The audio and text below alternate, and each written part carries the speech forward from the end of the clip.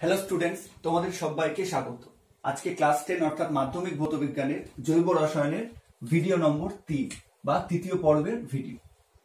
প্রথম দুটো ভিডিওতে আমরা জৈব যৌগ সম্বন্ধে জেনেছিলাম এবং জৈব যৌগ কেন সবসময় সমযোজী হয় এবং জৈব যৌগের যে ক্যাটিনেশন ধর্ম সে সম্পর্কে বিস্তারিতভাবে জেনেছিলাম।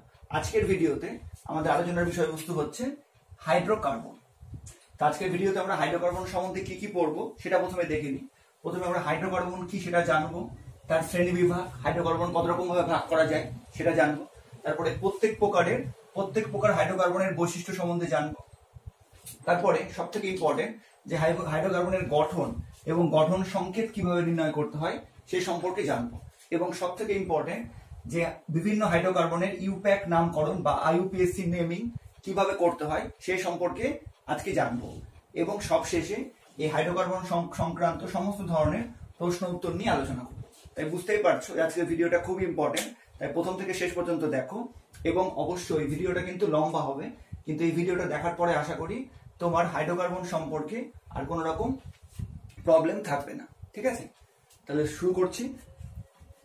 তো প্রথম প্রশ্ন হচ্ছে হাইড্রোকার্বন কি বা হাইড্রোকার্বন বলতে আমরা কি বুঝবো। তো হাইড্রোকার্বন নামটা যদি আমরা ভালো করে দেখি তো নামের মধ্যে কিন্তু এর উত্তর লুকিয়ে আছে, হাইড্রোকার্বন। তোমরা হাইড্রোকার্বন এই কথাটা এটা কি থেকে সৃষ্টি হলো দেখো। হাইড্রোকার্বন মানেই হচ্ছে hydrogen plus carbon, hydrogen plus carbon, এটাই হচ্ছে হাইড্রোকার্বন। ঠিক আছে, তো হাইড্রোজেন থেকে কি নেওয়া হয়েছে, হাইড্রোজেন থেকে হাইড্রো এই কথাটা নেওয়া হয়েছে এবং এর সঙ্গে কার্বনকে জুড়ে দেওয়া হয়েছে, তার ফলে হয়ে গেছে হাইড্রোকার্বন। তার মানে হাইড্রোকার্বন মানে কি, হাইড্রোকার্বন হচ্ছে কেবলমাত্র দুটো মৌল দ্বারা গঠিত জৈব যৌগ। কি কি সেই দুটো মৌল, হাইড্রো মানে হাইড্রোজেন আর কার্বন মানে কার্বন।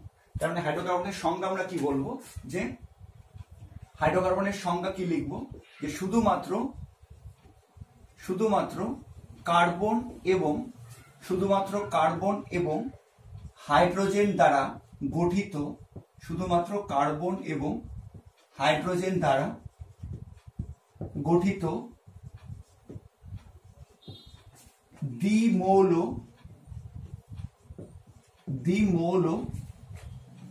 জৈব যৌগকে কি বলা হয়, হাইড্রোকার্বন বলা হয়। এটা হচ্ছে কমপ্লিট সংজ্ঞা। ঠিক আছে, শুধুমাত্র কার্বন এবং হাইড্রোজেন দ্বারা গঠিত দ্বিমৌল জৈব যৌগ। দ্বিমৌল এটা কথাটার মানে কি, দ্বিমৌল কথাটার মানে হচ্ছে দুটো মৌল দ্বারা গঠিত। বুঝতেই পেরেছো, একটা হাইড্রোজেন এবং একটা কার্বন, তাই লিখেছি দ্বিমৌল জৈব যৌগকে হাইড্রোজেন বলে। তার মানে সমস্ত হাইড্রোকার্বনে কিন্তু জৈব যৌগ হবে। ঠিক আছে, এবার যেমন এক্সাম্পল যেমন তোমরা 8.2 নম্বর চ্যাপ্টারে অর্থাৎ আয়নীয় ও রাসায়নিক বন্ধন এই চ্যাপ্টারে তোমরা পড়েছো বা তোমরা লুইসের গঠনের সময় জেনেছো। CH4 C2H2 C2H4 এই তিনটা জৈব যৌগের তোমরা লুইস ডট গঠন করেছিলে। এবং এখানে এই প্রত্যেকটাতেই দেখো শুধুমাত্র কার্বন এবং হাইড্রোজেন আছে। CH4 মানে মিথেন, C2H2 মানে অ্যাসিটিলিন, C2H4 মানে হচ্ছে ইথিলিন। ঠিক আছে, তো এগুলো প্রত্যেকেই কিন্তু হাইড্রোকার্বন, কারণ এদের মধ্যে শুধুমাত্র কার্বন এবং হাইড্রোজেন আছে। তার মানে হাইড্রোকার্বন মানে আশা করি ব্যাপারটা ক্লিয়ার হয়েছে। হাইড্রোকার্বন মানে হচ্ছে এমন এক ধরনের জৈব যৌগ যারা শুধুমাত্র দুটো মৌল দ্বারাই গঠিত হবে, একটা কার্বন এবং হচ্ছে একটা হাইড্রোজেন। একটা বলতে শুধুমাত্র কার্বন এবং হাইড্রোজেন, সংখ্যা অসংখ্য হতে পারে, সেটা আমরা আস্তে আস্তে বুঝবো। ঠিক আছে, আচ্ছা এবার যদি বলা হয় যে C2H5OH এই যৌগটা এটা কি হাইড্রোকার্বন হবে, উত্তর হচ্ছে এটা কিন্তু হাইড্রোকার্বন হবে না। কারণ বুঝতেই পারছো এর মধ্যে কার্বন আছে, হাইড্রোজেনও আছে, কিন্তু তার সঙ্গে অক্সিজেন আছে। এই অক্সিজেন থাকার জন্য এটা কিন্তু হাইড্রোকার্বন হবে না। কারণ হাইড্রোকার্বন মানেই হচ্ছে যার মধ্যে শুধু কার্বন থাকবে আর হাইড্রোজেন থাকবে, আর অন্য কোনো থার্ড মৌল থাকবে না। ঠিক আছে, এই জন্য এটা হচ্ছে দ্বিমৌল জৈব যৌগ। আশা করি ক্লিয়ার হয়েছে ব্যাপারটা। এবার হাইড্রোকার্বনের শ্রেণী বিভাগ, হাইড্রোকার্বনকে আমরা কি কি ভাগে ভাগ করতে পারি। ঠিক আছে, হাইড্রোকার্বনকে আমরা কি কি ভাগে ভাগ করতে পারি। তো হাইড্রোকার্বন মানেই হচ্ছে কার্বন এবং হাইড্রোজেন দ্বারা গঠিত জৈব যৌগ। আর জৈব যৌগ সবসময় কি ধরনের বন্ধন দ্বারা গঠিত হয়, জৈব যৌগ সবসময় সমযোজী বন্ধন দ্বারা গঠিত হয়। কেন গঠিত হয় এটা আমরা দ্বিতীয় ভিডিওতে জেনেছি। তো এই যে হচ্ছে হাইড্রোকার্বন যে কি ধরনের বন্ধন দ্বারা গঠিত তার উপর ভিত্তি করে হাইড্রোকার্বনকে মূলত দুটো ভাগে ভাগ করা হয়।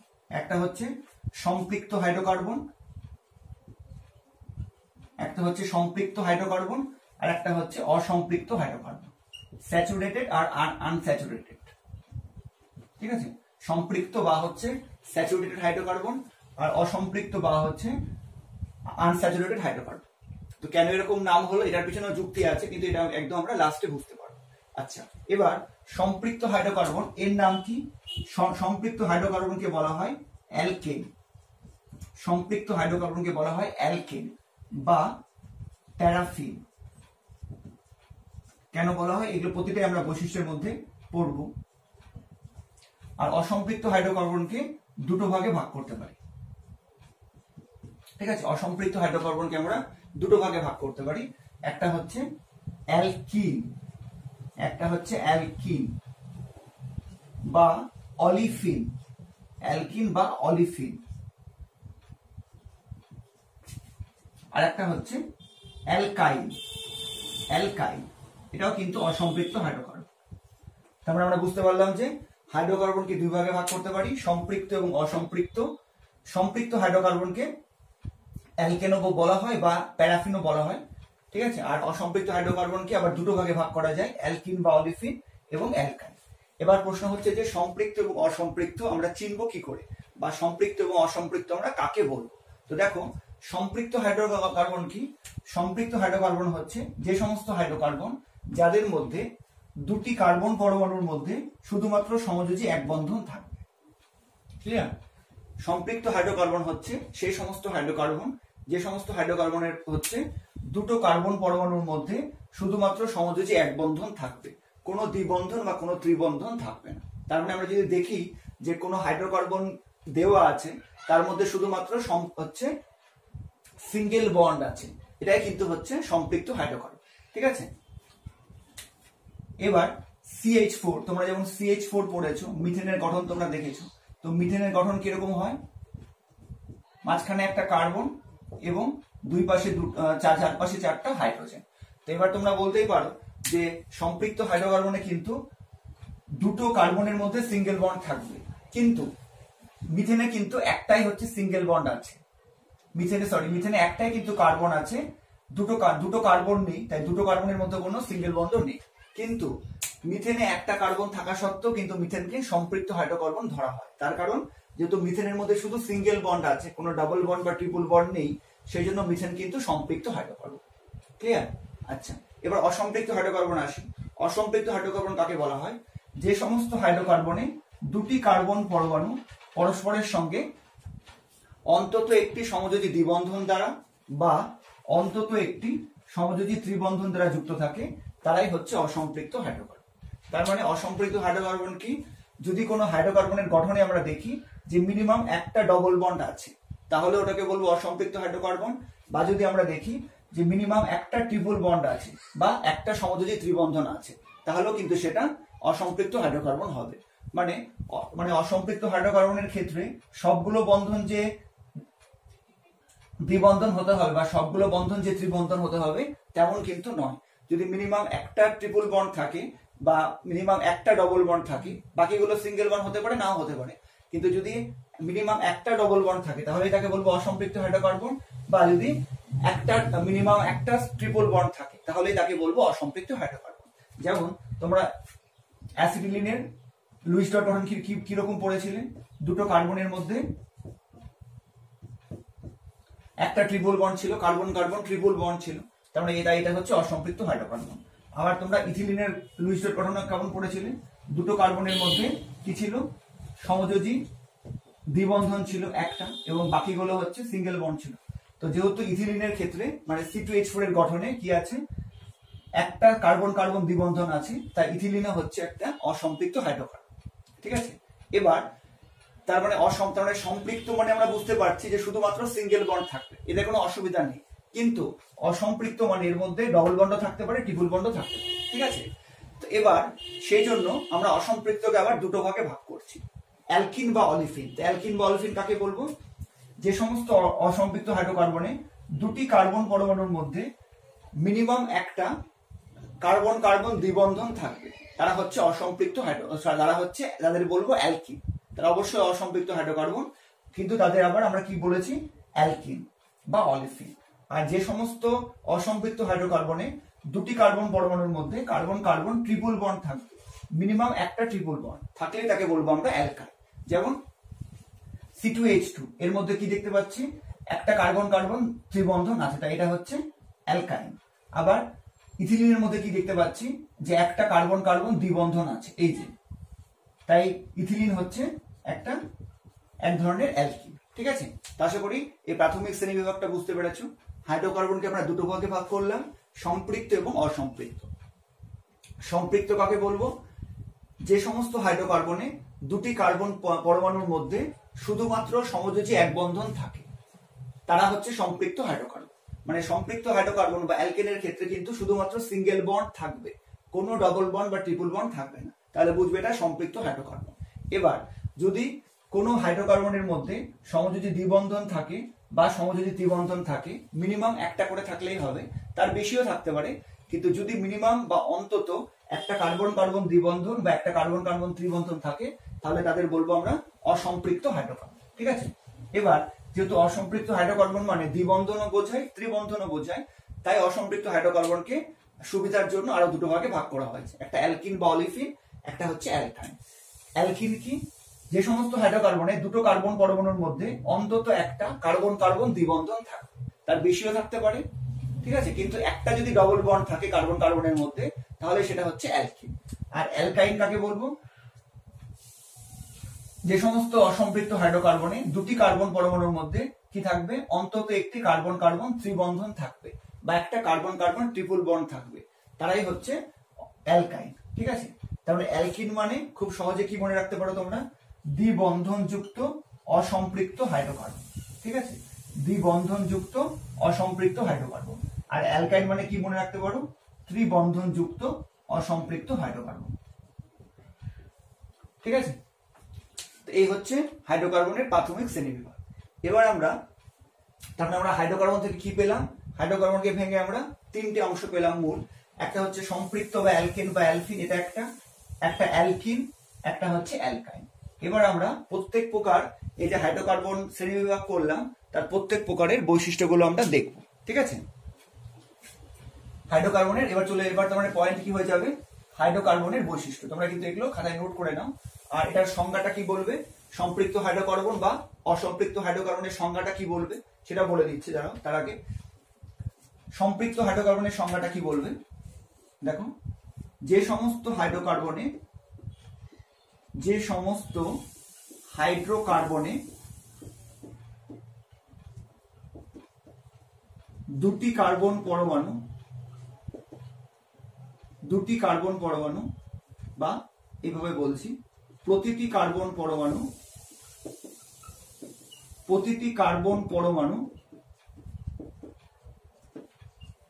পরস্পরের সঙ্গে কি থাকবে? কেবলমাত্র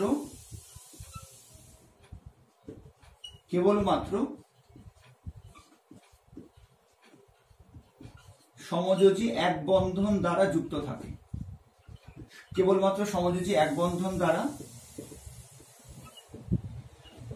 যুক্ত থাকে এবং কার্বনের বাকি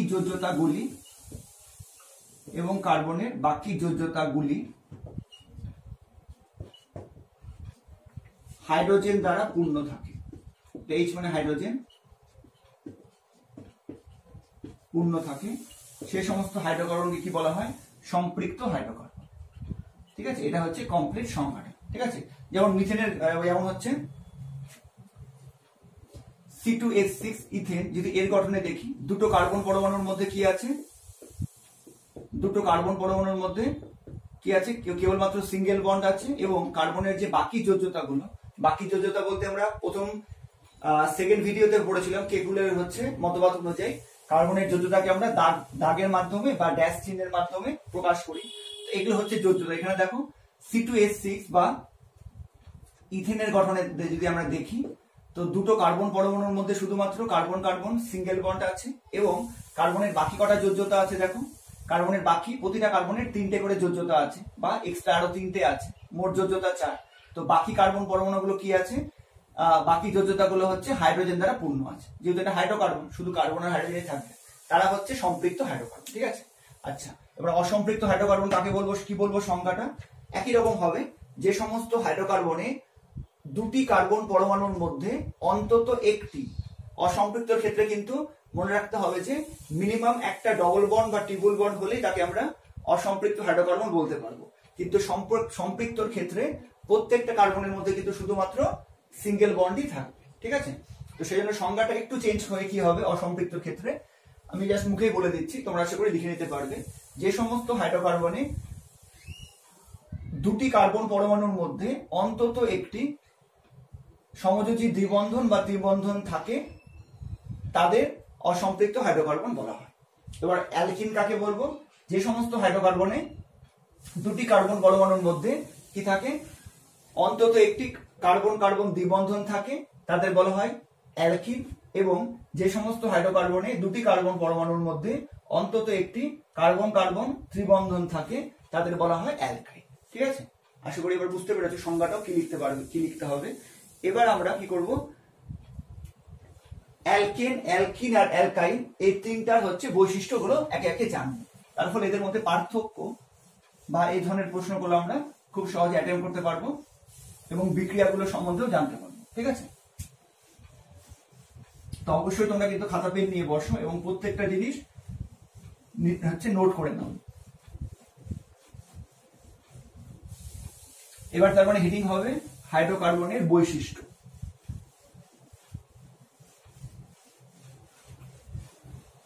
ঠিক আছে, প্রথমে হাইড্রোকার্বনের বৈশিষ্ট্য জানবো, তারপরে এই যে গঠন সংকেতগুলো কি করে করছি বা আইইউপিএসসি নেমিং গুলো আমরা কি করে করছি সে সম্পর্কে আমরা একদম পরিষ্কার ধারণা পেয়ে যাব। দেখো এবার তার মানে হচ্ছে হাইড্রোকার্বনের বৈশিষ্ট্য। তো হাইড্রোকার্বনকে আমরা কি কি ভাগে ভাগ করলাম, সম্পৃক্ত অসম্পৃক্ত। সম্পৃক্তকে আমরা কি বলেছিলাম, সম্পৃক্ত হাইড্রোকার্বনকে আমরা বলেছিলাম সম্পৃক্ত বা অ্যালকেন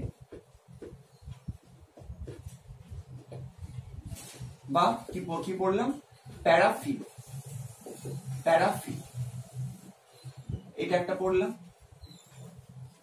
আচ্ছা এবার 2 নম্বরে কি পড়লাম আমরা, 2 নম্বরে হচ্ছে অসম্পৃক্ত হাইড্রোকার্বনের একটা ভাগ হচ্ছে অ্যালকিন, অ্যালকিন বা অলিফিন, অ্যালকিন বা অলিফিন।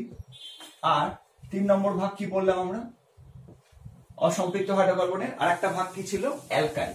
ঠিক আছে, এই 3 প্রকারের প্রত্যেকটার আমরা একটু ডিটেইলস এর বৈশিষ্ট্যগুলো জানবো, কারণ এগুলো কিন্তু আমাদের সিলেবাসে আবার এর পরে হচ্ছে কিছুটা পরবর্তী অংশে আছে আবার। ঠিক আছে, তো বৈশিষ্ট্যগুলো আমাদের কিন্তু জানতেই হবে। তো প্রথম হচ্ছে সম্পৃক্ত হাইড্রোকার্বন বা প্যারাফিন। দেখো তো এর বৈশিষ্ট্যগুলো কি কি। প্রথম বৈশিষ্ট্য হচ্ছে যেটা এক্ষুনি বললাম যে সম্পৃক্ত হাইড্রোকার্বন বা হচ্ছে অ্যালকেনে কি হবে, সমস্ত দুটি কার্বন পরমাণু পরস্পরের সঙ্গে সমযোজী এক বন্ধন দ্বারা যুক্ত থাকবে এবং বাকি যোজ্যতাগুলো কি হবে, হাইড্রোজেন দ্বারা পূর্ণ থাকবে। ঠিক আছে, তার মানে সম্পৃক্ত হাইড্রোকার্বনের প্রধান বৈশিষ্ট্য হচ্ছে কি থাকবে, এদের মধ্যে দুটি কার্বন পরমাণু কি থাকবে, পরস্পরের সঙ্গে সমযোজী এক বন্ধন দ্বারা যুক্ত থাকবে। ঠিক আছে, এটা হচ্ছে প্রধান বৈশিষ্ট্য। এবার 2 নম্বর বৈশিষ্ট্য দেখো, এই যে প্যারাফিন, এই প্যারাফিন কথাটার অর্থ কি, প্যারাফিন কথাটার অর্থ হচ্ছে, প্যারাফিন কথাটার অর্থ হচ্ছে অনাসক্ত বা আসক্তিবিহীন, আসক্তিহীন। মানে সম্পৃক্ত হাইড্রোকার্বন বা অ্যালকেন গুলো কি করে, এরা কিন্তু হচ্ছে খুব সহজে বিক্রিয়ায় অংশগ্রহণ করে না বা অন্য কোনো মৌল বা অন্য কোনো যৌগের প্রতি কিন্তু আসক্তি দেখায় না।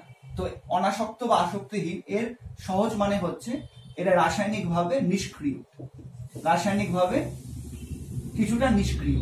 তাই বলে যে বিক্রিয়া করবে না এমন কিন্তু নয়, বিক্রিয়া করবে, কিন্তু অ্যালকিন বা অ্যালকাইনের তুলনায় রাসায়নিকভাবে নিষ্ক্রিয়।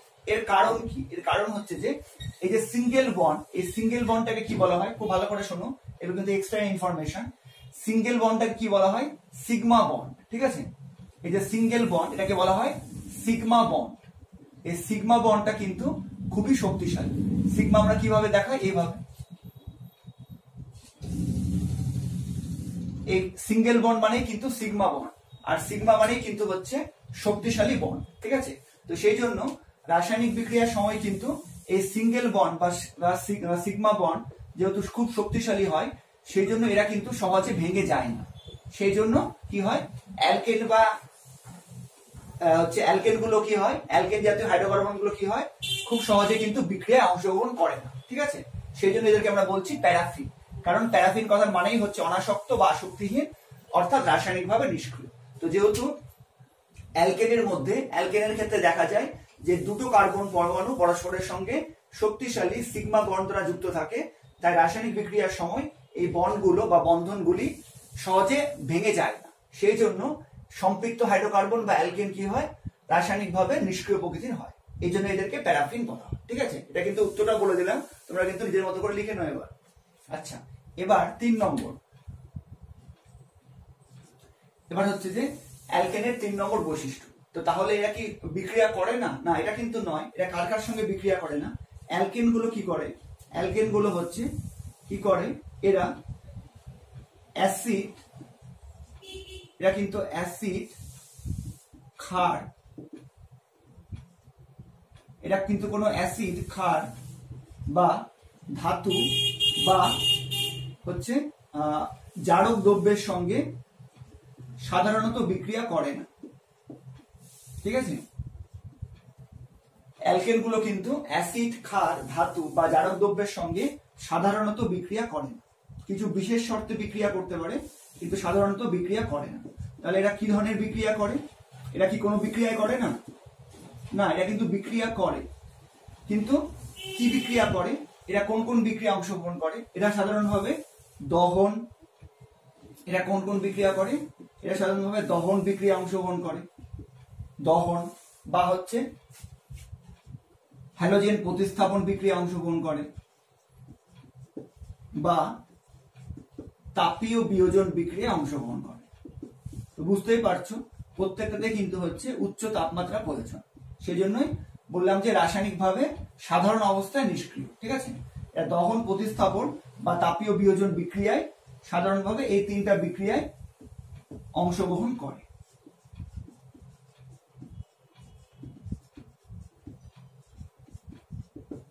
ক্লিয়ার? তার মানে এরা কিন্তু প্যারাফিন বা অনাসক্ত বা আসক্তিহীন, মানে রাসায়নিকভাবে নিষ্ক্রিয় বলার কারণ কি? কারণ এরা অ্যাসিড, ক্ষার, ধাতু বা জারক দ্রব্যের সঙ্গে সাধারণত বিক্রিয়া করে না। এরা দহন, প্রতিস্থাপন বা তাপীয় বিয়োজন বিক্রিয়া অংশগ্রহণ করে। তো তোমাদের সিলেবাসে যেহেতু মূলত প্রতিস্থাপন বিক্রিয়াটা আছে, তো সেই জন্য সাধারণভাবে তোমরা এই প্রতিস্থাপন বিক্রিয়াটার কথাই বেশি মানে মনে রাখবে, কিন্তু জেনে রাখো যে এরা দহন বা তাপীয় বিয়োজন বিক্রিয়া কিন্তু অংশগ্রহণ করে। যেমন, আচ্ছা, এবার প্রশ্ন হচ্ছে যে এই যে হাইড্রোকার্বন পড়লাম, এরা কি কঠিন, তরল না গ্যাসীয়? তো তার উত্তর হচ্ছে, যদি হাইড্রোকার্বনের মধ্যে, আচ্ছা, তার জন্য আমাদের কি করতে হবে? সম্পৃক্ত হাইড্রোকার্বন বা অ্যালকেনের সংকেত করতে হবে। তো আচ্ছা, এটাকে এখানে লিখছি আমি, তারপরে অ্যালকিনটাও দিকে চলে যাচ্ছে। ঠিক আছে, তাহলে তোমরা এর নিচে নামলে দেখতে পারবে না। এটা এখানেও আমি হচ্ছে অ্যালকেনটাকে কন্টিনিউ করছি। 5 নম্বর বৈশিষ্ট্য হচ্ছে অ্যালকেনের সাধারণ সংকেত। ঠিক আছে, অ্যালকেনের সাধারণ সংকেত কি? অ্যালকেনের সাধারণ সংকেত হচ্ছে CnH2n+2, CnH2n+2, এটা কিন্তু নিচে আছে, সাফিক্সে আছে, যেখানে n = কার্বন পরমাণুর সংখ্যা। n কিন্তু কার্বন পরমাণুর সংখ্যা। আচ্ছা, এবার n কি যে কোনো মানে হতে পারে? না, n কি হতে পারে? এবং n = 1, 2, 3, 4 ... ইত্যাদি ধনাত্মক পূর্ণ সংখ্যা। এই অ্যালকেনের সাধারণ সংকেতটাও কিন্তু পরীক্ষাতে আসে। ঠিক আছে, ইত্যাদি তখন কিন্তু শুধু সংকেতটা লিখলে হবে না, তোমাকে পাশে কিন্তু এটাও বলতে হবে যে n সমান সমান কার্বন পরমাণুর সংখ্যা, এবং n সমান সমান কি হতে পারে, 1 থেকে শুরু করে যে কোনো ধনাত্মক পূর্ণ সংখ্যা হতে পারে। ক্লিয়ার? আচ্ছা, এবার হচ্ছে অ্যালকেন কত রকমের হতে পারে, এটা আমরা গঠনে বা ইউপেক নেমিং এর সময় একবারে দেখব।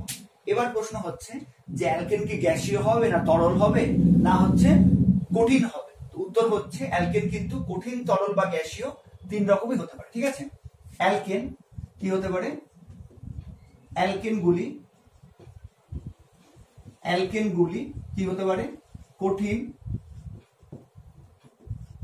তরল বা গ্যাসীয় হতে পারে। মানে যদি প্রশ্ন করা হয় যে অ্যালকেনগুলির ভৌত অবস্থা কেমন, তাহলে কি বলবো যে অ্যালকেনগুলোর ভৌত অবস্থা কঠিন, তরল বা গ্যাসীয় সব রকমই হতে পারে। আচ্ছা, এবার এর জন্য কিন্তু একটা সাধারণভাবে কি দেখা গেছে যে কার্বন পরমাণুর সংখ্যা 1 থেকে 4 এর মধ্যে হলে, মানে কার্বন পরমাণুর সংখ্যা এটা হচ্ছে মূল সমীকরণ বা এটা হচ্ছে সাধারণ সংকেত অ্যালকেনের CnH2n+2। ঠিক আছে, এখানে যদি কার্বন পরমাণুর সংখ্যা আমরা 1 থেকে 4 পর্যন্ত বসাই, তাহলে সেই অ্যালকেনগুলো কি হয়, গ্যাসীয় প্রকৃতির হয়। এবার কার্বন পরমাণুর সংখ্যা যদি আরেকটু বৃদ্ধি পায়, মানে কার্বন পরমাণুর সংখ্যা যদি 5 থেকে 15 পর্যন্ত হয়, তাহলে সেই অ্যালকেনগুলো কি হয়, তরল প্রকৃতির হয়। ঠিক আছে, এবং কার্বন পরমাণুর সংখ্যা যদি 15-র বেশি হয়, মানে 16 বা তার বেশি, তাহলে সেই অ্যালকেনগুলো কি হয়, কঠিন হয়। ঠিক আছে, কার্বন পরমাণুর সংখ্যা যদি 1 থেকে 4 পর্যন্ত হয়, আমরা যদি বসাই, তাহলে 1 থেকে 4 পর্যন্ত আমরা যে সমস্ত অ্যালকেনগুলো পাবো, কিভাবে পাবো এটা পরে বলছি, এখন শুধু জাস্ট জেনে রাখো। কার্বন পরমাণুর সংখ্যা যদি 1 থেকে 4 পর্যন্ত হয়, সেই সমস্ত অ্যালকেনগুলো গ্যাসীয় হয়। যদি কার্বন পরমাণুর সংখ্যা আরেকটু বৃদ্ধি পায়, মানে 5 থেকে 15 পর্যন্ত হয়, তাহলে কি হয়, সেই সমস্ত অ্যালকেনগুলো তরল প্রকৃতির হয়। এবং কার্বন পরমাণুর সংখ্যা যদি আরো বেশি হয়, তাহলে সেই সমস্ত অ্যালকেনগুলো কি হয়, কঠিন প্রকৃতির হয় বা সলিড হয়। ঠিক আছে, তারপরে তোমরা সহজ কথায় কি মনে রাখবে যে নিম্নতর যত হচ্ছে কার্বন পরমাণুর সংখ্যা কম হবে, তত কি হবে, গ্যাসীয় হবে। কার্বন পরমাণুর সংখ্যা একটু বাড়লে তরল হবে, আর কার্বন পরমাণুর সংখ্যা যদি অনেক বেড়ে যায় তাহলে কঠিন হবে। এবার এর কারণ কি, কারণটা খুব সিম্পল। দেখো, কার্বন পরমাণুর সংখ্যা কম, তার ফলে কি হবে, কার্বন পরমাণুর সংখ্যা কম হলে কি হবে, কার্বন পরমাণুর সংখ্যা কম হলে কিন্তু যেহেতু আণবিক গুরুত্ব কম হবে, সেই জন্য কি হবে, এদের মধ্যে বন্ডটা বেশি স্ট্রং হবে না। যেহেতু কার্বন সংখ্যা কম, তাই মধ্যে টোটাল যে বন্ড স্ট্রেংথ বা মোট যে বন্ধন শক্তি সেটা কম, সেজন্য গ্যাসীয় হবে। সেজন্য কি হবে, গ্যাসীয় অবস্থায় এই হাইড্রোকার্বনগুলো চারদিকে ছড়িয়ে থাকবে।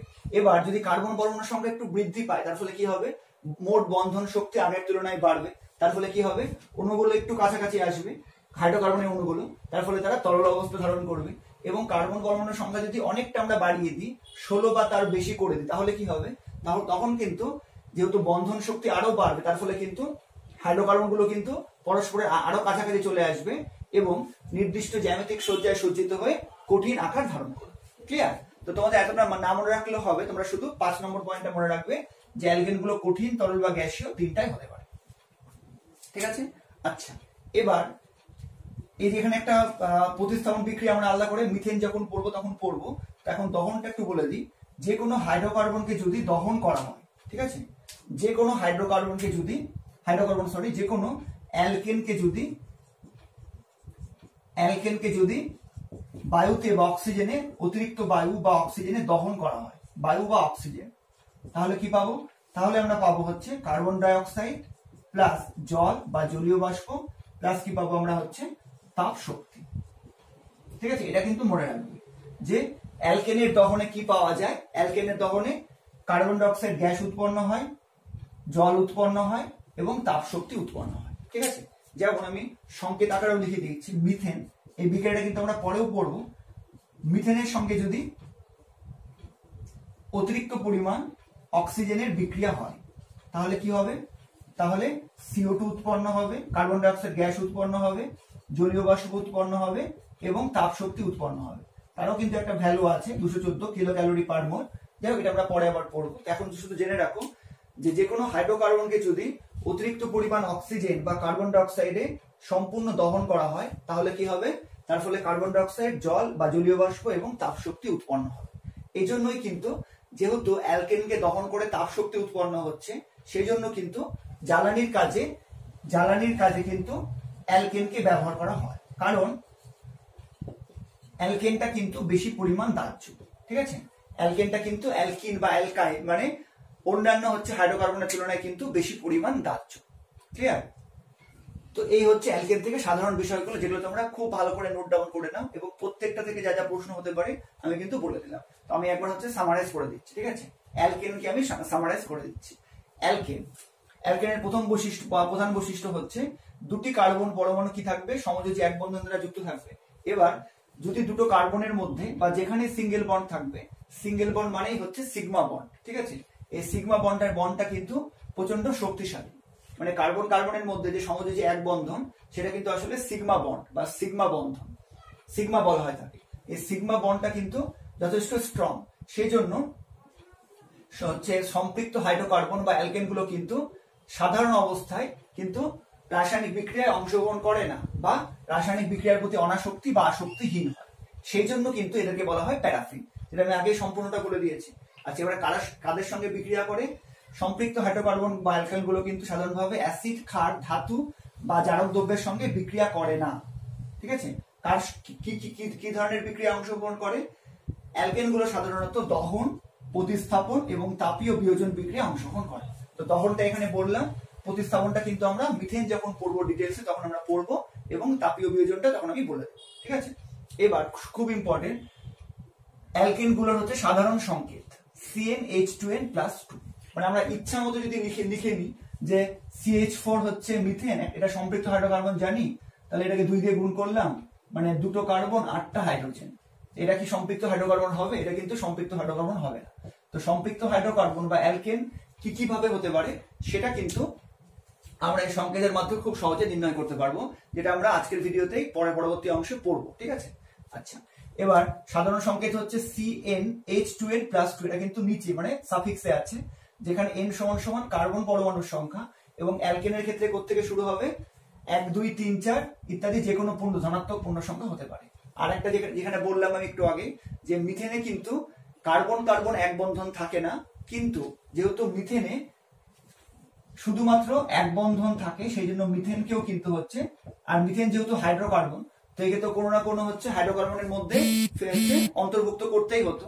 তো যেহেতু মিথেনের ক্ষেত্রে কিন্তু দুটো কার্বনের মধ্যে সিঙ্গেল বন্ড না থাকলেও মিথেনের গঠনে শুধুমাত্র সিঙ্গেল বন্ড আছে, এই জন্য মিথেনকে কিন্তু সম্পৃক্ত হাইড্রোকার্বন বা অ্যালকেনের গোষ্ঠীভুক্ত করা হচ্ছে।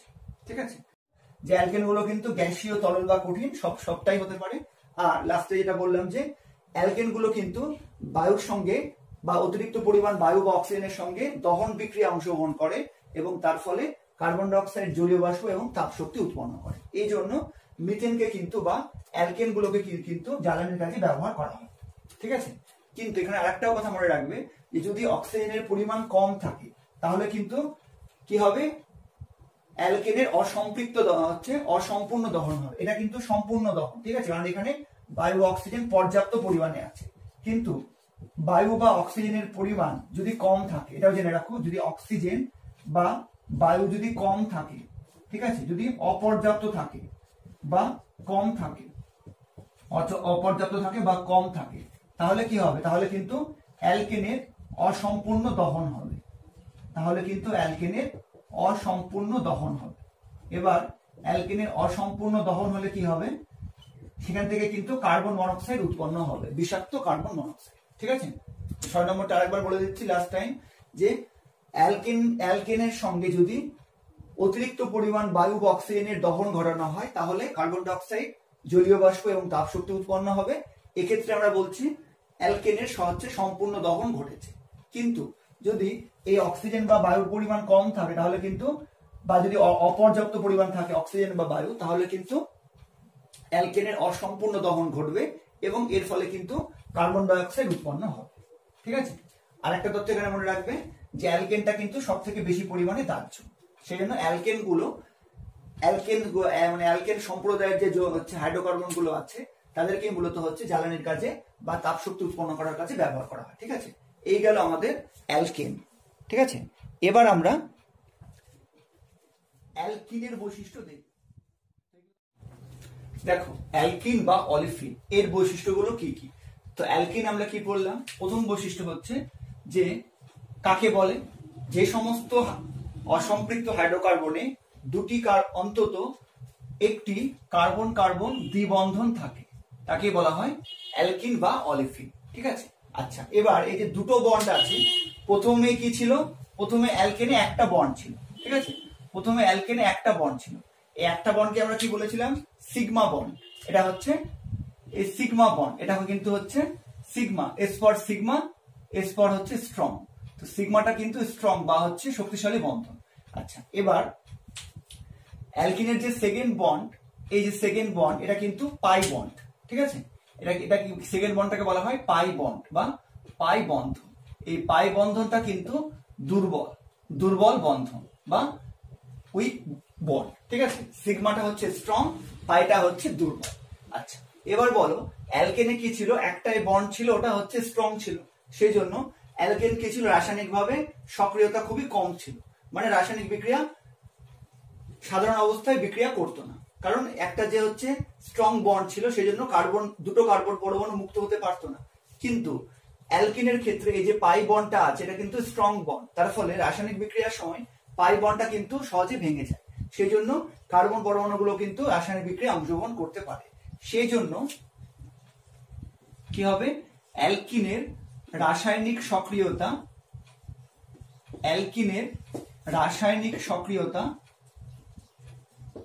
কি হবে, অ্যালকিনের রাসায়নিক সক্রিয়তা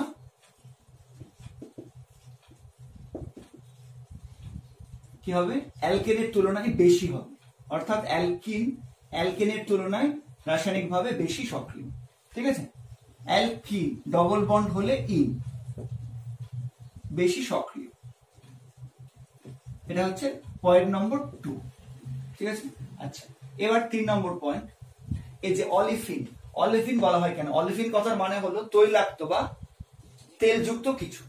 তো অ্যালকিনকে অলিফিন বলা হয় কেন, তার উত্তর হচ্ছে যে অ্যালকিন জাতীয়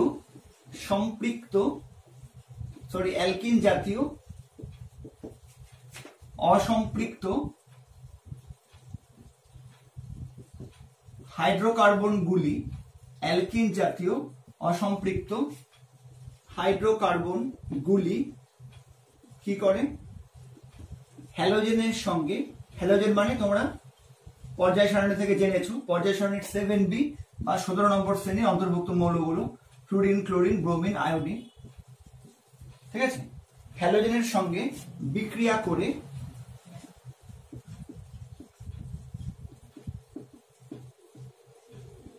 করে কি করে, তৈলাক্ত পদার্থ বা তৈলাক্ত যৌগ উৎপন্ন করে, তৈলাক্ত পদার্থ বা তৈলাক্ত যৌগ উৎপন্ন করে। এই জন্য অ্যালকিন গুলোকে কি বলা হয়, অলিফিন। ঠিক আছে, অ্যালকিন গুলোকে বলা হয় অলিফিন। আচ্ছা এবার প্রশ্ন হচ্ছে যে অ্যালকিন গুলো কি ধরনের বিক্রিয়ায় অংশগ্রহণ করে। তো অ্যালকিন গুলো কিন্তু হচ্ছে দহন, ঠিক আছে, দহন, এছাড়া হচ্ছে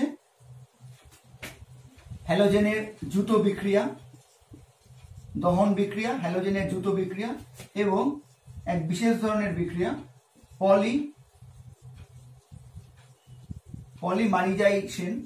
পলিমারিজেশন বিক্রিয়ায় অংশগ্রহণ করে। ঠিক আছে, যেমন অ্যালকেন গুলো কি বিক্রিয়ায় অংশগ্রহণ করছিল, অ্যালকেন গুলো হচ্ছে তাপীয় বিয়োজন এবং মূলত হচ্ছে প্রতিস্থাপন বিক্রিয়া অংশগ্রহণ করে করছিল।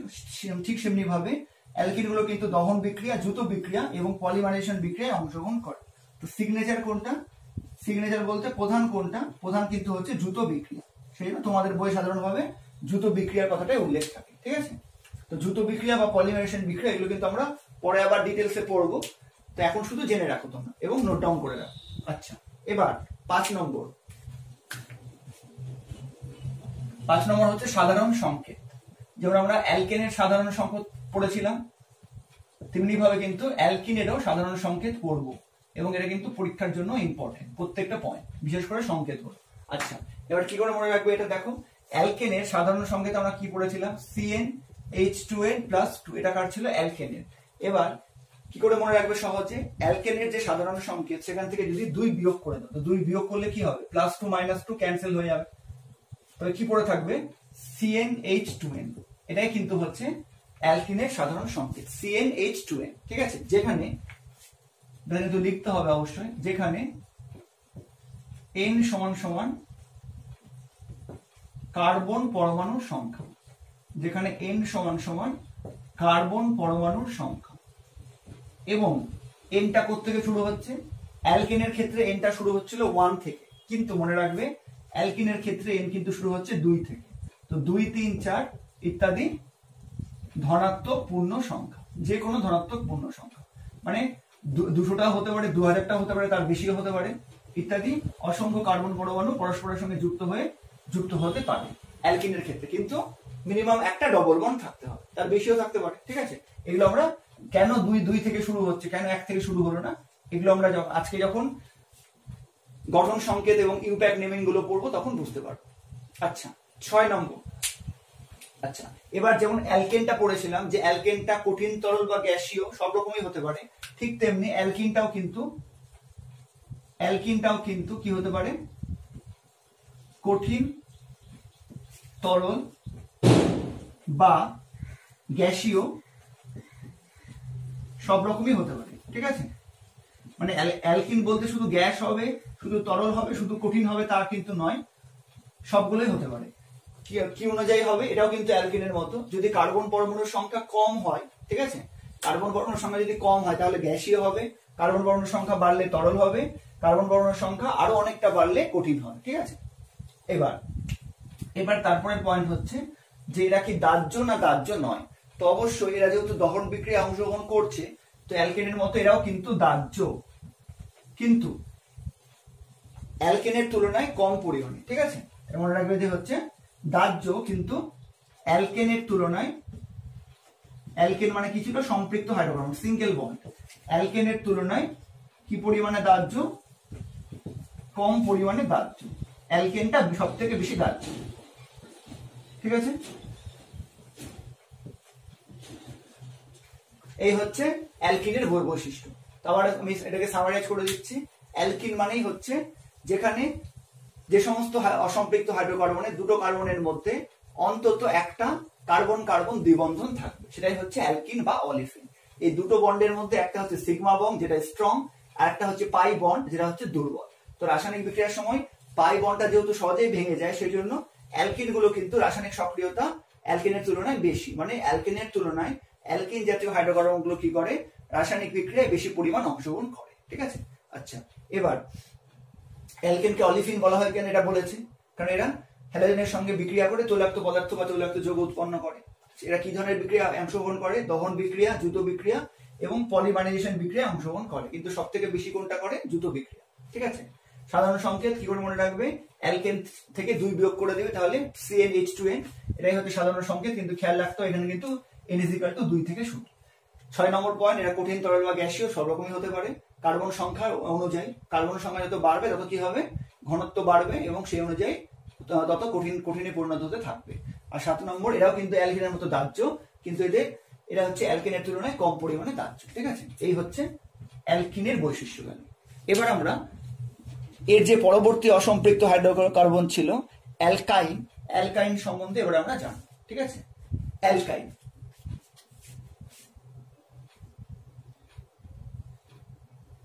এবার হচ্ছে অ্যালকাইন। ঠিক আছে, অ্যালকাইন সম্বন্ধে এবার আমরা পড়ব।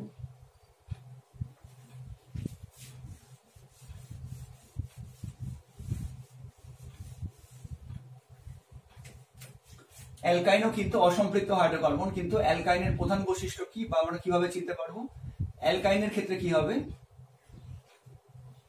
অ্যালকাইনের ক্ষেত্রে কি হবে, 2টো কার্বন পরমাণুর মধ্যে অন্তত একটা ট্রিপল বন্ড থাকবে, এটাই হচ্ছে প্রধান বৈশিষ্ট্য। তাহলে প্রধান বৈশিষ্ট্য 1 নম্বর কি হবে, এক্ষেত্রে 2টো কার্বন পরমাণুর মধ্যে বা যে সমস্ত অসম্পৃক্ত হাইড্রোকার্বনে 2টি কার্বন পরমাণুর মধ্যে অন্তত একটি কার্বন কার্বন ত্রিবন্ধন থাকে, তাদের অসম্পৃক্ত হচ্ছে অ্যালকাইন বলে।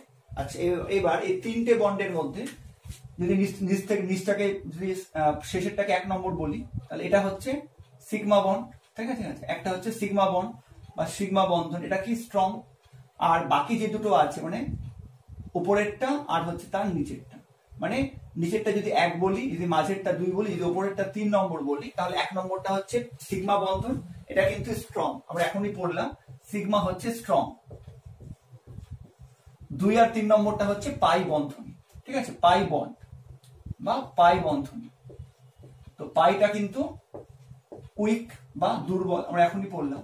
তো এবার বলো যে অ্যালকেন, অ্যালকাইন আর অ্যালকিন তিনটাই আমরা পড়লাম, এদের মধ্যে সব থেকে কম সব থেকে বেশি সক্রিয় কোনটা হবে, মানে কে বেশি রাসায়নিক বিক্রিয়া অংশগ্রহণ করবে। দেখো অ্যালকেনের ক্ষেত্রে কি ছিল, একটা সিঙ্গেল বন্ড মানে হচ্ছে সিগমা বন্ড, এটা কিন্তু স্ট্রং বন্ড, সেজন্য এটা কিন্তু সহজে ভেঙে যাবে না, সেই জন্য সব থেকে কম সক্রিয় ছিল অ্যালকেন, সব থেকে কম সক্রিয় কে ছিল, অ্যালকেন। এবার তারপরে আমরা 2 নম্বরে অ্যালকিন পড়েছিলাম, অ্যালকিনের ক্ষেত্রে কি ছিল, দুটো মিনিমাম হচ্ছে একটা দ্বিবন্ধন ছিল, এই দ্বিবন্ধন একটা হচ্ছে সিগমা, একটা হচ্ছে পাই। তো সিগমাটা স্ট্রং যথারীতি, কিন্তু পাইটা দুর্বল, এই জন্য পাইটা সহজে ভেঙে যাচ্ছিল। এবার অ্যালকাইনে আমরা কি বললাম, কার্বন কার্বন ত্রিবন্ধন থাকবে, এর তিনটা বন্ডের মধ্যে একটা হচ্ছে স্ট্রং কিন্তু দুটো কিন্তু উইক, তার ফলে এই দুটো বন্ধন কিন্তু কি হবে, এই দুটো যেহেতু 2 আর 3 নম্বরটা যেহেতু পাই বন্ধন, রাসায়নিক বিক্রিয়ার সময় কিন্তু এই দুটো উপরের দুটো বন্ধন প্রথমে ভেঙে যাবে না, পাই বন্ধন দুটো প্রথমে ভেঙে যাবে। তার ফলে যতগুলো আমরা হাইড্রোকার্বন পড়লাম, অ্যালকিন, অ্যালকেন এবং অ্যালকাইন, এদের মধ্যে কার রাসায়নিক সক্রিয়তা সব থেকে বেশি হবে, অ্যালকাইনের, ঠিক আছে। এটা কিন্তু শর্ট প্রশ্ন মতো তোমরা মনে রাখবে, অ্যালকাইনের রাসায়নিক সক্রিয়তা কি হবে, সবার থেকে বেশি। যে কোনো হাইড্রোকার্বনের মধ্যে কি হবে, অ্যালকাইনের রাসায়নিক সক্রিয়তা সবচেয়ে বেশি, ঠিক আছে। কেন বেশি এটা আশা করি বুঝতে পেরেছো, তিনটের মধ্যে দুটো দুর্বল বন্ড ভেঙে যাবে, একটা থাকবে, ঠিক আছে। আচ্ছা, এবার 3 নম্বর অ্যালকাইন। আচ্ছা, অ্যালকাইন জাতীয় যৌগগুলো কি ধরনের বিক্রিয়া অংশগ্রহণ করে, তো উত্তর হচ্ছে অ্যালকিনের মতো অ্যালকাইন জাতীয় যৌগগুলো কিন্তু কি করে, দ্রুত বিক্রিয়ায় মূলত অংশগ্রহণ করে, দহন বিক্রিয়া, দ্রুত বিক্রিয়া অংশগ্রহণ করে, আর হচ্ছে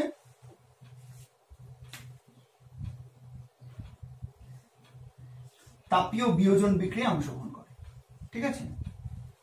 দহন বিক্রিয়া, দ্রুত বিক্রিয়া এবং বিয়োজন বিক্রিয়া অংশগ্রহণ করে, মূলত হচ্ছে দ্রুত বিক্রিয়া। আমরা দেখলাম যে অ্যালকিন এবং অ্যালকাইন, এই অর্থাৎ 2 প্রকার অসম্পৃক্ত হাইড্রোকার্বনই কিন্তু দ্রুত বিক্রিয়া অংশগ্রহণ করছে, ঠিক আছে।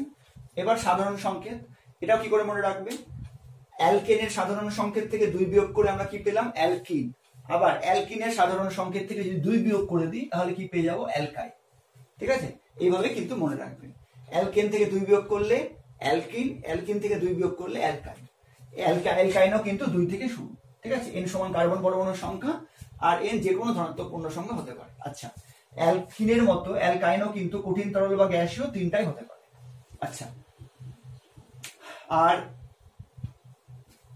অ্যালকিনের মতো অ্যালকাইনও কিন্তু দাহ্য, যেহেতু দহন বিক্রিয়া করছে কিন্তু কম পরিমাণে দাহ্য, ঠিক আছে। এই গেল হচ্ছে 3 রকম হাইড্রোকার্বনের হচ্ছে সম্পূর্ণ বৈশিষ্ট্য, এগুলো তোমরা খাতায় নোট ডাউন করে নাও। এবার এইটুকু অংশ থেকে কি কি প্রশ্ন হতে পারে সেই প্রশ্নগুলো আমি আলোচনা করছি, ঠিক আছে। এগুলো তোমরা নোট ডাউন করে নাও। অ্যালকিন, অ্যালকেন মানে সিঙ্গেল বন্ড, অ্যালকিন মানে ডবল বন্ড, অ্যালকাইন মানে ট্রিপল বন্ড, এই বৈশিষ্ট্যগুলো তোমরা নোট ডাউন করে নাও। এবার এখান থেকে যে বিভিন্ন রকম প্রশ্ন হতে পারে সেই সম্বন্ধে আমি আলোচনা করতে যাচ্ছি, ঠিক আছে। খুব ভালো করে তোমরা প্রশ্নগুলো শুনো, এবার আশা করি তোমরা উত্তর দিতে পারবে, কারণ যেটুকু আলোচনা করলাম সেই সংক্রান্ত সমস্ত প্রশ্ন এগুলো ইতিমধ্যে মাধ্যমিক এসেছে, বা তোমরা টেস্ট পেপার বা বিভিন্ন প্রশ্ন বিচিত্রা বা স্কুলের বিভিন্ন প্রশ্ন থেকে সাধারণভাবে এসে থাকে বা আসার সম্ভাবনা আছে, সেগুলো নিয়ে আমি আলোচনা করব।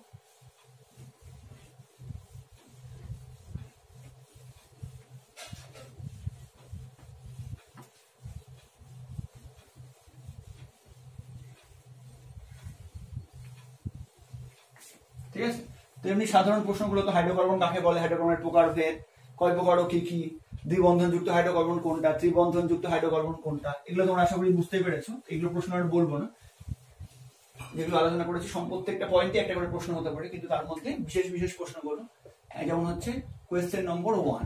কোয়েশ্চেন নম্বর 1 হচ্ছে অ্যালকেন বা সম্পৃক্ত হাইড্রোকার্বনকে প্যারাফিন বলা হয় কেন? প্যারাফিন বলা হয় কেন? এটা হচ্ছে প্রথম প্রশ্ন, এটা আমি আলোচনা করেছি, ঠিক আছে, কেন বলা হয়। আচ্ছা, কোয়েশ্চেন নম্বর 2 হচ্ছে অ্যালকিনকে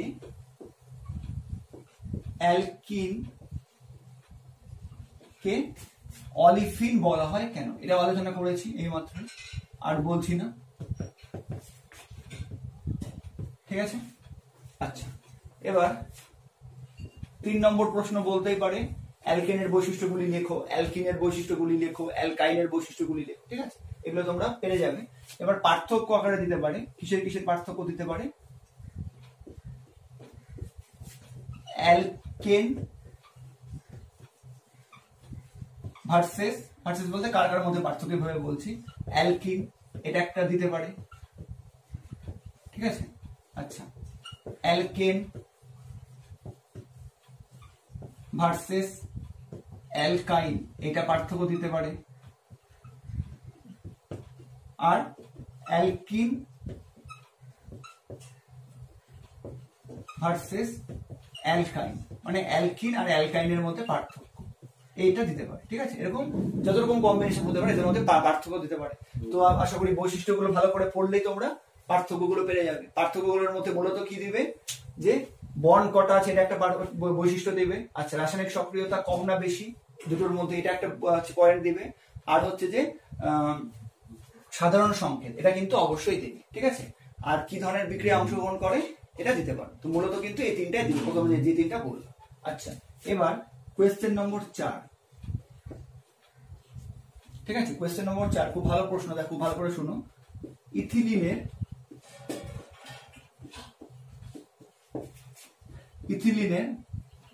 গঠন সংকেতের সাহায্যে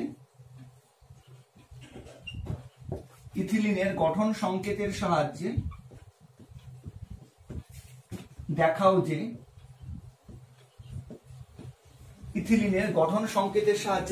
যে এটি একটি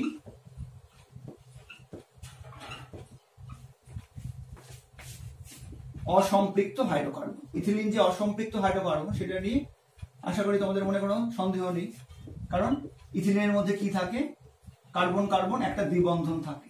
তো এটাই প্রশ্ন, যে ইথিলিনের গঠন সংকেতের সাহায্যে দেখাও যে এটি একটি অসম্পৃক্ত হাইড্রোকার্বন, ঠিক আছে। আচ্ছা, সম্পূর্ণটা বোর্ডে দেখা যাচ্ছে তো? আচ্ছা, তখন কি বলবে, তখন প্রথমে ইথিলিনের গঠন সংকেতটা দেখিয়ে দিবে। আমরা কিন্তু গঠন সংকেতটা এবং ইউপ্যাক নেমিংটা দেখব, কিন্তু যেহেতু তোমরা 8.2 নম্বর চ্যাপ্টারে রাসায়নিক বন্ধন চ্যাপ্টারে অলরেডি হচ্ছে লুইস ডট গঠন এটা পড়েছো, সেই জন্য আমি এটা আপাতত দেখিয়ে দিচ্ছি, ঠিক আছে। তো ইথিলিনের গঠন সংকেত কেমন হয়, দুটো কার্বনের মধ্যে সমযোজী দ্বিবন্ধন থাকে এবং বাকি দুটো কার্বন পরমাণু কি থাকে, এইভাবে যুক্ত থাকে, ঠিক আছে। C2H4 ইথিলিন মানে C2H4। তো প্রথমে গঠন সংকেত দেখিয়ে দিলে। এবার কি বলবে, যে আমরা জানি যে সমস্ত হাইড্রোকার্বনে দুটি কার্বন পরমাণুর মধ্যে একটি কার্বন কার্বন অন্তত একটি কার্বন কার্বন দ্বিবন্ধন থাকে তাদের অসম্পৃক্ত হাইড্রোকার্বন বলে, ঠিক আছে। এবার বলবে, যেহেতু ইথিলিনের গঠন সংকেত থেকে পরিষ্কারভাবে বোঝা যাচ্ছে যে ইথিলিনের দুটি কার্বন পরমাণু পরস্পরের সঙ্গে সমযোজী দ্বিবন্ধন দ্বারা যুক্ত আছে, তাই ইথিলিন একটি অসম্পৃক্ত হাইড্রোকার্বন, ঠিক আছে। এইভাবে গঠনটা প্রথমে বলে নিয়ে মূল যে বিষয়টা অসম্পৃক্ত হাইড্রোকার্বন কেন বলছি ওটাকে তোমাকে বলে দিতে হবে। এটা 2 নম্বরের জন্য দেয়, এটা মার্কস হচ্ছে 2। আচ্ছা, এরই মতো একটা প্রশ্ন, এটা মধ্যশিক্ষা পর্ষদের নমুনা প্রশ্নে আছে, যে মিথেন বা CH4 একটি সম্পৃক্ত হাইড্রোকার্বন। CH4 একটি সম্পৃক্ত হাইড্রোকার্বন। CH4 একটি সম্পৃক্ত হাইড্রোকার্বন, কিন্তু কিন্তু C2H4 অসম্পৃক্ত হাইড্রোকার্বন কেন? ঠিক আছে, এই প্রশ্নগুলি কিন্তু অবশ্যই তোমরা খাতার মধ্যে নোট করে নাও এবং এখনই পরীক্ষার মতো করে রেডি করে নাও। ঠিক আছে, এরকম একটা প্রশ্ন মধ্যশিক্ষা পর্ষদে নমুনা প্রশ্নে আছে যে মিথেন একটি সম্পৃক্ত হাইড্রোকার্বন কিন্তু ইথিলিন বা C2H4 একটি অসম্পৃক্ত হাইড্রোকার্বন কেন? বা এরকম বলতে পারে যে মিথেনকে সম্পৃক্ত হাইড্রোকার্বন বলা হলেও ইথিলিনকে অসম্পৃক্ত হাইড্রোকার্বন বলা হয় কেন? তখন কিভাবে লিখতে হবে উত্তরটা? প্রথমে তুমি হেডিং করবে যে CH4 এর গঠন তোমরা সকলেই জানো, দেখিয়ে দিবে। ঠিক আছে, দিয়ে বলবে যে যেহেতু মিথেনের গঠনে দেখা যাচ্ছে যে কার্বন এবং হাইড্রোজেনের মধ্যে শুধুমাত্র সমযোজী এক বন্ধন বর্তমান আছে, তাই মিথেন একটি সম্পৃক্ত হাইড্রোকার্বন। এবার প্যারা চেঞ্জ করে ইথিলিনের গঠন সংকেতটা দেখিয়ে দিবে, দিয়ে বলবে যেহেতু ইথিলিনের ক্ষেত্রে দুটি কার্বন পরমাণু পরস্পরের সঙ্গে কেবলমাত্র সমযোজী দ্বিবন্ধন দ্বারা যুক্ত আছে, সেই জন্য ইথিলিন একটি অসম্পৃক্ত হাইড্রোকার্বন। ঠিক আছে, খুব সিম্পল। আচ্ছা, এবার চলে আসি নেক্সট প্রশ্নে। এগুলো তোমরা নোট করে নাও।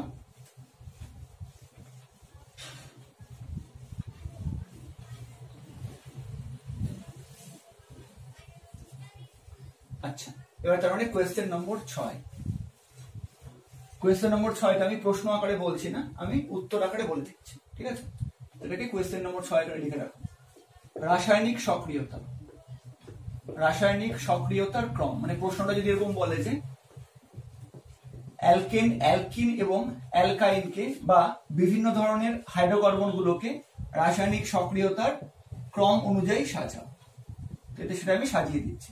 কি হবে ক্রমটা? তোমরা আশা করি পারবে, যারা পারবে তারা আমার থেকে আগে আগে করে নাও। ঠিক আছে, সব থেকে বেশি সক্রিয় কোনটা? অ্যালকাইন। কেন? কারণ হচ্ছে যে দুটো হচ্ছে দুর্বল পাই বন্ড, একটা হচ্ছে স্ট্রং সিগমা বন্ড। তারপরে সক্রিয় কি? তারপরে সক্রিয় হচ্ছে অ্যালকিন, কারণ দুটোর মধ্যে একটা হচ্ছে দুর্বল, একটা হচ্ছে শক্তিশালী। আর সব থেকে কম সক্রিয়কে বা সব থেকে কম রাসায়নিক বিক্রিয়ায় কি অংশগ্রহণ করে? অ্যালকিন। তার কারণ এর কাছে একটা বন্ড আছে, একটাই হচ্ছে স্ট্রং। ঠিক আছে, এবার এখান থেকে আর কি শর্ট প্রশ্ন আসতে পারে ঘুরিয়ে ফিরিয়ে, যে কি বলে হাইড্রোকার্বন গুলির মধ্যে কার সক্রিয়তা সবচেয়ে কম? সবচেয়ে কম কার? অ্যালকেনের। ঠিক আছে, অ্যালকেনের সক্রিয়তা সবচেয়ে কম। আচ্ছা, আর একটা আসতে পারে যে হাইড্রোকার্বন গুলির মধ্যে কার সক্রিয়তা সবচেয়ে বেশি? তাহলে বলবে সবচেয়ে বেশি সক্রিয়তা কার? অ্যালকাইন। ঠিক আছে, অ্যালকিন হচ্ছে মাঝামাঝি। আচ্ছা, এবার দাহ্য মানে কার হচ্ছে কোনটা বেশি পরিমাণে দাহ্য? তো দাহ্যটা কিন্তু মনে রাখবে উল্টো। আচ্ছা, দাহ্যটা কেন হচ্ছে ওটা বলে দিচ্ছি।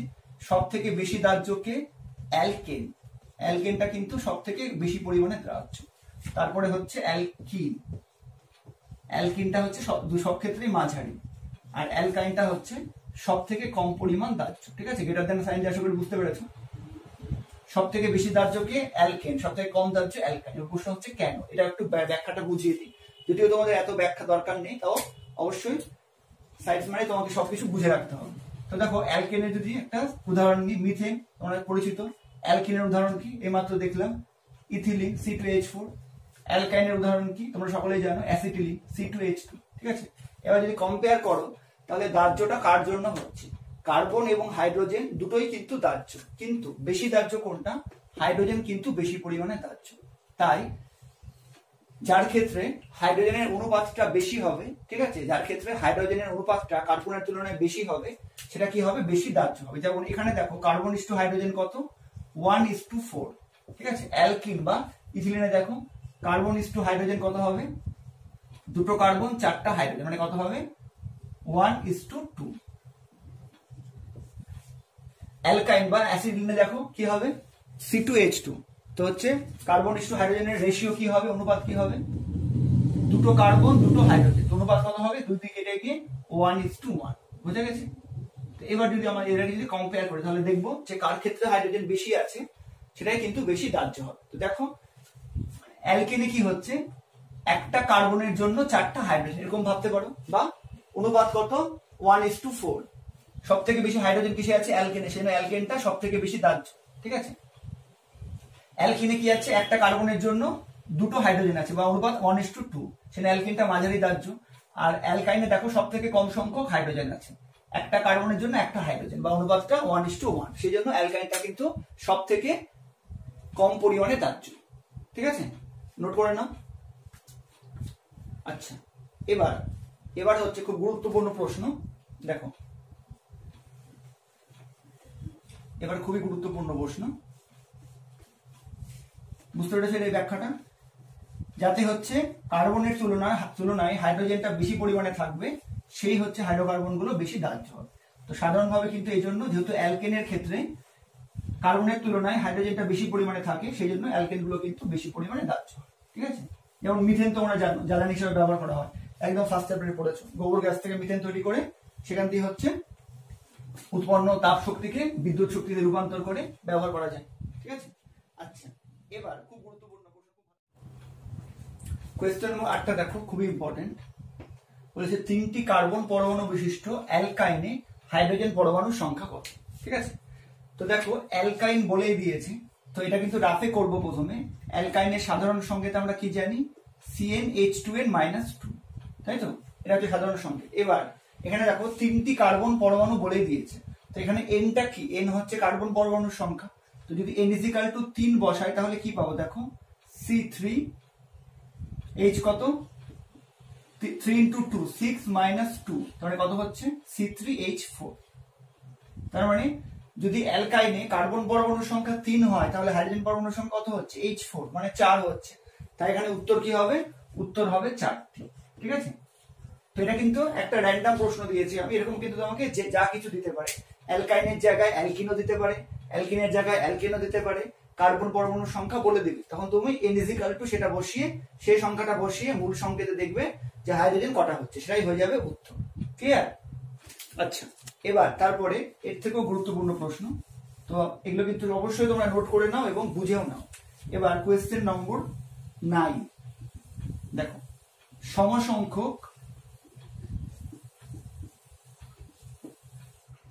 সমসংখ্যক কার্বন পরমাণুযুক্ত অ্যালকিন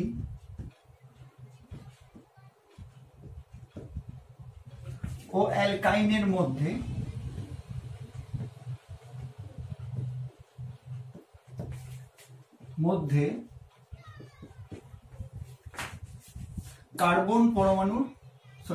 হাইড্রোজেন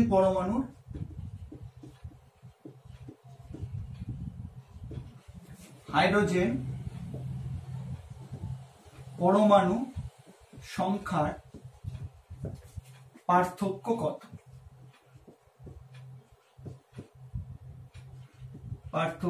এটা কিন্তু মাধ্যমিক 2014-তে এসেছিল, যদিও এখন সিলেবাস চেঞ্জ হয়েছে, কিন্তু এই অংশগুলো কিন্তু একই থেকে গেছে। তাই এগুলো কিন্তু খুবই ইম্পর্টেন্ট প্রশ্ন, এটা ভেরি ভেরি ইম্পর্টেন্ট প্রশ্ন।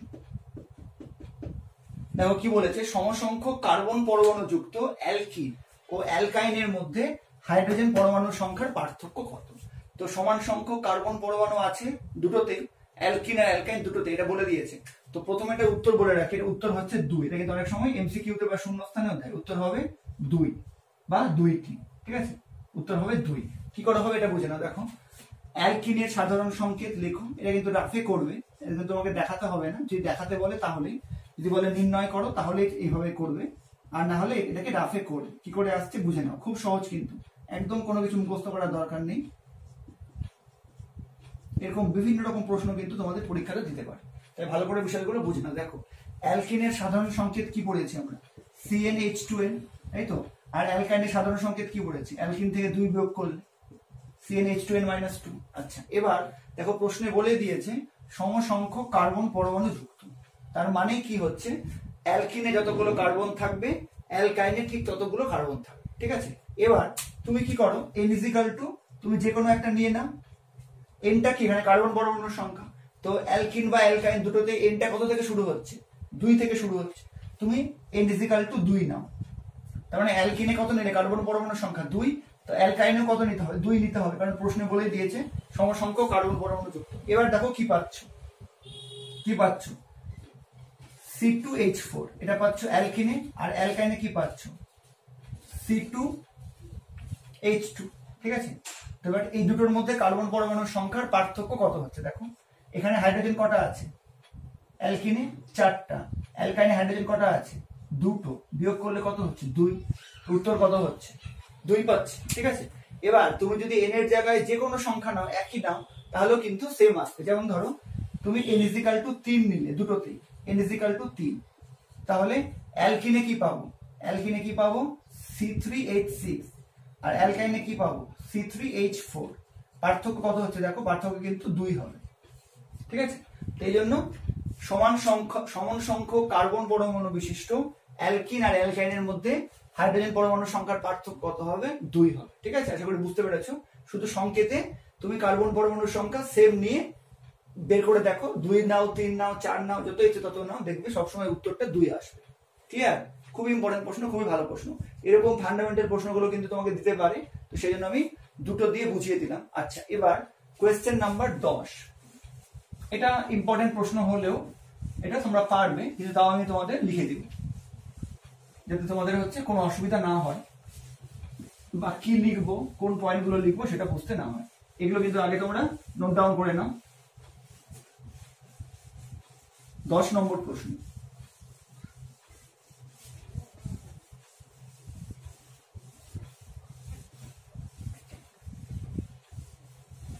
দেখো 10 নম্বর প্রশ্ন কিছুই না, একটা পার্থক্য পড়বো। পার্থক্য কিসের, এটাও কিন্তু পরীক্ষার জন্য ইম্পর্টেন্ট। সম্পৃক্ত হাইড্রোকার্বন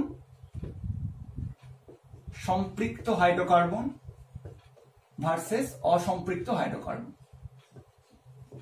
মানে সম্পৃক্ত হাইড্রোকার্বন আর অসম্পৃক্ত হাইড্রোকার্বনের মধ্যে পার্থক্য। তো তোমরা আশা করি পারবে এটা লিখতে, তাও আমি তোমাদের পয়েন্টগুলো শুধু বলে দিচ্ছি। সরি, এটা হাইড্রোকার্বন হবে, অসম্পৃক্ত হাইড্রোকার্বন। আচ্ছা, তো প্রথম পয়েন্ট কি হবে, সম্পৃক্ত হাইড্রোকার্বনে কি থাকে, কার্বন পরমাণুগুলি পরস্পরের সঙ্গে সমযোজী এক বন্ধন দ্বারা যুক্ত থাকে। অসম্পৃক্ত হাইড্রোকার্বন কাকে বলে, দুটি কার্বন পরমাণু, অন্তত দুটি কার্বন পরমাণু পরস্পরের সঙ্গে সমযোজী দ্বিবন্ধন দ্বারা বা সমযোজী ত্রিবন্ধন দ্বারা যুক্ত থাকে। ঠিক আছে, এটা হচ্ছে প্রথম পয়েন্ট বলবে। 2 নম্বর হচ্ছে রাসায়নিক সক্রিয়তা। তো রাসায়নিক সক্রিয়তা কার বেশি, অসম্পৃক্ত হাইড্রোকার্বনের বেশি, অ্যালকেনের কম বা সম্পৃক্ত হাইড্রোকার্বনের কম। তাই কি বলবে, এর রাসায়নিক সক্রিয়তা কি হবে, এর রাসায়নিক সক্রিয়তা কি হবে, কম হবে। আর এখানে কি বলবে, এর রাসায়নিক সক্রিয়তা কি হবে, অপেক্ষাকৃত বেশি। তার কারণ আমরা প্রশ্ন আকারে আলাদা করে পড়িয়েছি, ব্যাখ্যাটাও পড়েছি। ঠিক আছে, আশা করি আর কোনো প্রবলেম নেই। অপেক্ষাকৃত বেশি হবে রাসায়নিক সক্রিয়তা। সেকেন্ড পয়েন্ট হচ্ছে রাসায়নিক সক্রিয়তা। 3 নম্বর পয়েন্ট, আর কি ধরনের বিক্রিয়া অংশগ্রহণ করে। তো কিছু কিন্তু হচ্ছে কি ধরনের বিক্রিয়া অংশগ্রহণ করে, সম্পৃক্ত এবং অসম্পৃক্তের মধ্যে কিছু কিন্তু সেম আছে। তো পার্থক্য কি আছে ওটা আমরা লিখবো। এরা কি করে, প্রতিস্থাপন বিক্রিয়া অংশগ্রহণ করে, কারণ দহন বা অন্য বিক্রিয়াগুলোতে কিন্তু অসম্পৃক্ত হাইড্রোকার্বন অংশগ্রহণ করে। তাই আমরা কি বলবো, এরা প্রতিস্থাপন বিক্রিয়ায় অংশগ্রহণ করে। যেহেতু পার্থক্য লিখছি, সেটা পার্থক্যের মতো করে বলতে হবে, এরা প্রতিস্থাপন বিক্রিয়ায় অংশগ্রহণ করে।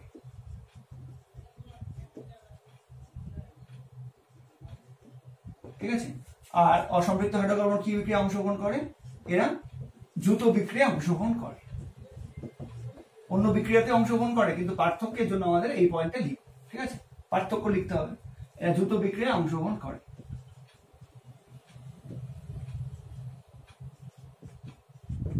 আচ্ছা, এবার 4 নম্বর, সম্পৃক্ত হাইড্রোকার্বন এরা সাধারণত হাইড্রোজেন পরমাণুর সঙ্গে বা হাইড্রোজেনের সঙ্গে